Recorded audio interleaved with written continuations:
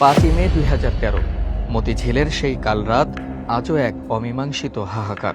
ঘর ছেড়ে আসা তৌহিদি জনতার সেই রক্ত ভেজা হাহাকার আর বুক ফাটা আর্তনাদ আজও ঢাকার প্রতিটি ধূলিকণায় মিশে আছে। কি ঘটেছিল সেদিন শাপলা চত্বরে?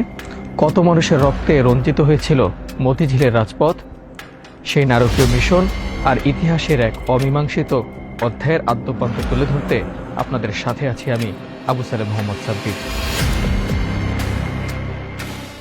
2013 সালের 6 এপ্রিল রাজধানীর মতিঝিলের শাপলা চত্বরে সমাবেশ থেকে নাস্তিক ব্লগার ও ইসলাম ধর্মের অবমাননাকারীদের কঠোর শাস্তির বিধানসহ 13 দফা দাবি ঘোষণা করেন হেফাজত ইসলামের আমির আল্লামা শাহ আহমদ শফী।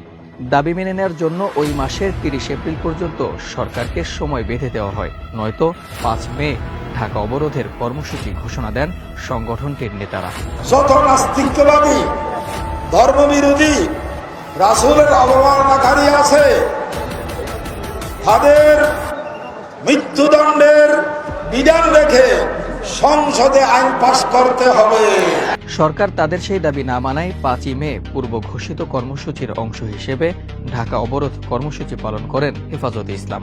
সেই কর্মসূচিতে যোগ দিতে লাখ লাখ মানুষ ঢাকার দিকে ছুটতে থাকে, কিন্তু পথে পথে চলে বাধা এবং হামলা। সকাল থেকেই ঢাকার 6টি প্রবেশ পথ দিয়ে আসতে শুরু করেন হেফাজত কর্মীরা, কিন্তু সব জায়গাতেই চলতে থাকে তাদের উপর হামলা ও বাধা। পথে পথে সেই বাধা ও হামলা উপেক্ষা করে বেলা 11:30টার দিকে ঢাকার বাইরে থেকে আসা লোকজন রাজধানীতে ঢুকে পড়ে এবং জমায়েত হতে থাকে শাপলা চত্বরে।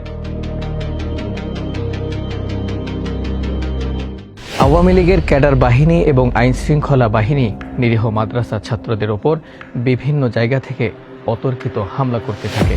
হেফাজত কর্মী, পুলিশ এবং আওয়ামী ক্যাডারদের ত্রিমুখী এই সংঘর্ষ থেমে থেমে চলতে থাকে সন্ধ্যা পর্যন্ত।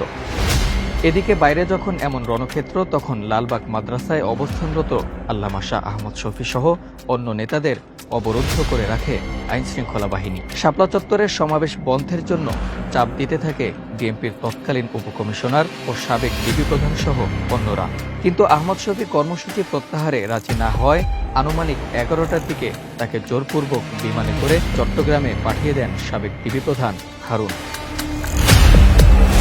এদিকে গণমাধ্যমে প্রচার করা হয় পুলিশ নিরাপত্তা দিয়ে আহমদ শফীকে লালবাগ মাদ্রাসা থেকে নিয়ে শাপলা চত্বরে রওনা দিলেও কিছুটা পথ গিয়ে তিনি অসুস্থ হয়ে পড়েন এবং নিরাপত্তার অভাবে তিনি চট্টগ্রাম ফিরে গেছেন। দিনভর পুলিশ এবং আওয়ামী লীগ ক্যাডারদের হামলায় হেফাজতের বহু নেতাকর্মী হতাহত হন এবং সন্ধ্যা নাগাদ অন্তত 18 থেকে 20 জন নিহত হন বলে জানান হেফাজত নেতারা।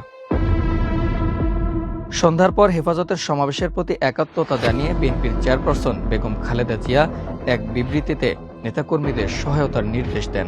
অন্যদিকে জামাত প্রকাশ্যে ঘোষণা না দিলেও শুরু থেকেই সক্রিয় ভূমিকা পালন করেন। সবশেষ আল্লামা শফীকে ম্যানেজ করতে না পারায় সরকার দুশ্চিন্তায় পড়ে যায়। আহমদ শফীকে পাঠিয়ে দেওয়ার পরই জরুরি বৈঠকে বসেন সরকারের ঊর্ধ্বতন কর্তারা। সেই বৈঠকেই নেওয়া হয় ভয়ঙ্কর এক নৃশংস পরিকল্পনা। সিদ্ধান্ত হয় যত লাশই পড়ুক রাতের মধ্যেই শাপলা চত্বরকে সাফ করতে হবে। রাত 12টার সময়, 12টার পর থেকে 1টার পরে 2টার মধ্যে শাপলা চত্বর পরিষ্কার। আইনশৃঙ্খলা বাহিনী রাত 12টা থেকেই 3 দিক থেকে শাপলা চত্বর ঘিরে ফেলতে থাকে।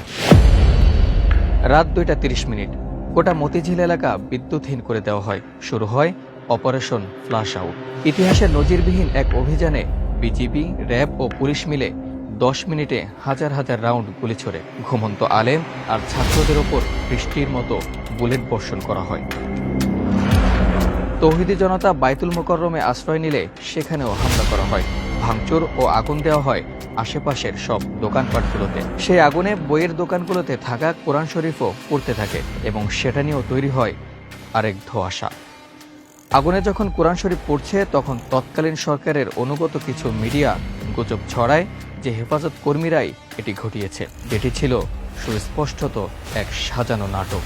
আনুমানিক ঠিক ফজরের সময়ের ঘন্টা দেড় ঘন্টা আগে হবে এবং ওই সময়টায় খুব সম্ভবত রাত 3টার দিকে হবে, যে একেবারে আমি নটরডেম কলেজের এই পাশটায় ছিলাম, অপর পাশটা আমি আমার নিজের চোখে দেখার সুযোগ হয়নি। আমি নটরডেম কলেজের এই কাছাকাছি ছিলাম, শাপলা চত্বর থেকে এই 100 গজ দূরের মধ্যেই, মানে শাপলা চত্বরের কাছাকাছি ওখানে একটা পেট্রোল পাম্প আছে, সেই পেট্রোল পাম্পের ওই জায়গাটায় আমি ছিলাম। তো আমি দেখলাম যে ওখান থেকে নটরডেম কলেজের ওই পাশ থেকে পুলিশ সাজোয়া যান নিয়ে কয়েক স্তরে, পুলিশ র্যাব কয়েক স্তরে তারা ওখান থেকে কর্ডন করে আসছে এবং কাছাকাছি এসে তারা খুব একেবারে মানুষকে লক্ষ্য করে তারা ফায়ার করছে। টিয়ার শেলের ফায়ার মানুষের বুকে, মানুষের মাথাকে লক্ষ্য করে, যেখানে মানুষের জটলা, সেই জায়গাটায় মানুষ যখন ঘুমন্ত মানুষগুলো হঠাৎ দিক বিদিক শূন্য হয়ে ঘুম থেকে উঠে তারা কেউ পেট্রোল পাম্পের দিকে গেল, ওদিকে ডানে বামে অনেক জায়গায় গিয়ে রাস্তা বন্ধ হয়ে গেছে, কাজে সেখানে মানুষের একটা জটলা হয়ে গেছে। ঠিক সেই জটলার মধ্যে খুব কাছ থেকে, এই সর্বোচ্চ 20 থেকে 25 গজ দূর থেকে পুলিশ সেখানে তাক করে তাদেরকে ফায়ার করলো। সেটা হয়তো গুলির ফায়ারও হবে, বন্দুকের ফায়ার, অথবা টিয়ার শেল ডাইরেক্ট তাদেরকে। এত কাছ থেকে যদি বন্দুকের টিয়ার শেল গিয়ে একজন মানুষের মাথায় পড়ে, বুকে পড়ে, সে মানুষটা বেঁচে থাকার কথা না। এই জন্য অনেক রক্তপাত হয়েছে। তো এইভাবে প্রায় আধা ঘন্টা খানিক তারা অব্যাহতভাবে এই গোলাগুলি চালালো, আর বিকট আওয়াজে শব্দ, মানুষ দিক বিদিক শূন্য হয়ে চলে যাচ্ছিল। অভিযানের পরদিন সকালে দেখা যায় শত শত রক্তমাখা টুপি, ছেঁড়া তসবি আর কোরআন শরীফ রাজপথে পড়ে আছে। কিন্তু মানুষগুলো কোথায় গেল? সেই রাতের লাশের সংখ্যা নিয়ে যে ধোঁয়াশা সৃষ্টি হয়েছিল তা আজও উন্মোচিত হয়নি। ওরা তো মেরেছে গ্রুপ, তারপরে রক্ত সাফ করেছে, লাশ তুলে নিয়েছে তাকে আর গ্রুপ, রক্ত সাফ করেছে আর গ্রুপ, একটা টাইম কয়েকটা গ্রুপ কাজ করে একবারে, মানে ওটাকে যত আলামত আছে হত্যাকাণ্ডের সব মুছে দিয়েছে। ওরা লাশগুলো নিয়ে গেছে, রক্ত ধুয়ে দিয়েছে, যার ফলে পরবর্তীতে এসে মানুষ আর রক্ত দেখে না। কিন্তু আমি তো সচক্ষে দেখেছি যে এখানে ওখানে ছোপ ছোপ খালি রক্ত পড়ে আছে, যেদিকে গিয়েছি লাল রক্ত পড়ে আছে, বিল্ডিং এর নিচে, রাস্তায়, ধারে, ডোবায়, সর্বত্র। 2013 সালের 5ই মে মতিঝিলের শাপলা চত্বরে হেফাজতে ইসলামের সমাবেশে আইন শৃঙ্খলা বাহিনীর অভিযানে নিহতের সংখ্যা নিয়ে বিভিন্ন তথ্য পাওয়া যায়। তবে প্রকৃত সংখ্যা নিয়ে এক যুগেরও বেশি সময় ধরে চলছে নানা বিতর্ক। তবে সবশেষ 2025 সালের মে মাসে হেফাজতে ইসলাম 93 জনের একটি প্রাথমিক তালিকা প্রকাশ করেছে। এর আগে মানবাধিকার সংগঠন অধিকার নিহতের সংখ্যা 61 জন বলে দাবি করেছিল। অন্যদিকে আন্তর্জাতিক মানবাধিকার সংস্থা হিউম্যান রাইটস ওয়াচ তাদের প্রতিবেদনে অন্তত 58 জন নিহতের কথা জানিয়েছিল, যদিও সঠিক সংখ্যা নিয়ে এখনও বিতর্ক রয়ে গেছে। শাপলা চত্বরের সেই কালরাত্রি কেবল অপারেশন ছিল না, ছিল বিশ্বাসের ওপর রাষ্ট্রীয় আঘাত।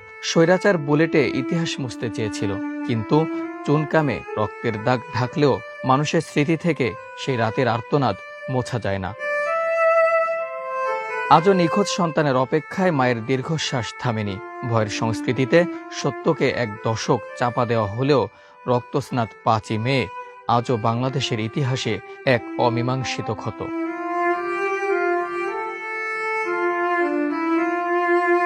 খুনিদের বিচার আর ইতিহাসের সঠিক পাঠই হতে পারে শহীদদের প্রতি প্রকৃত শ্রদ্ধা। ইতিহাস কাউকে ক্ষমা করে না। শাপলা চত্বর আজও সেই চূড়ান্ত বিচারের অপেক্ষায়। আবু সালেম মোহাম্মদ সাব্বির, প্রজন্ম 24।